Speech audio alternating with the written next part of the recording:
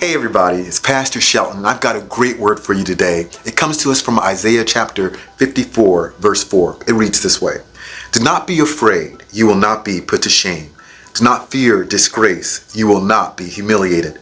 You will forget the shame of your youth and remember no more the reproach of your widowhood.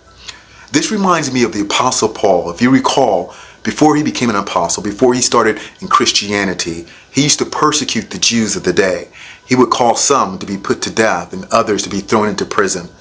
Then he had a miraculous change when Jesus visited him on the way to Damascus. When Paul became an apostle, he had to go to places and preach. And you can imagine that in some of these places, he had to visit places where he knew some of those people, or at least those people knew him.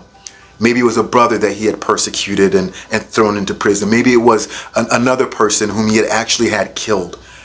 He had to walk through a time where I'm sure there was a lot of shame, embarrassment, disappointment, just self-examination, where people may have called him out and not shown him a lot of grace.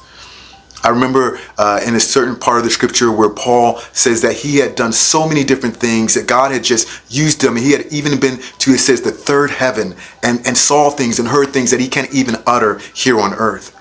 But then he says that a messenger of Satan came to torment him, to help to humble him. And he said he asked the Lord 3 times, take this from me.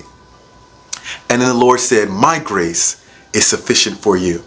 Let that be somebody's word today. Listen, if you're feeling like, if you're walking in shame, if you've had something that you've done in your youth and your past, remember the scripture that says, you will forget the shame of your youth. Do not fear disgrace, you will not be humiliated. Listen, who God calls, he equips. Other people may want to put you to shame, but remember what God says, that you are a child of the Most High God. Walk in this, knowing that you do not have to be ashamed.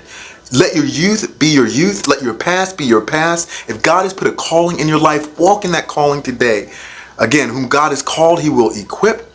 And God is not one who makes mistakes. So I ask you today, if you're feeling shame about something in the past, if it's causing you to miss out on what God is calling you to do, it's time to stand up and say, no more, Satan. I will not listen to that voice anymore. I'm going to listen to the voice of God. I'm going to walk in the calling that God has given me, and I will follow the path that is laid out before me. God bless you. I hope this blesses you.